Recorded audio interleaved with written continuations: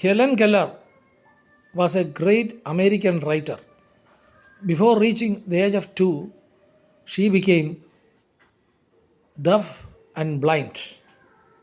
Annie Sullivan, a teacher, came to teach her. She had taken her properly, taught her very carefully. Helen Keller was a naughty child. She used to disbehave her, but Annie Sullivan taught her very well.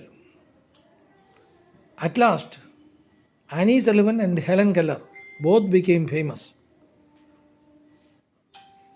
Annie Sullivan also became famous because of Helen Keller.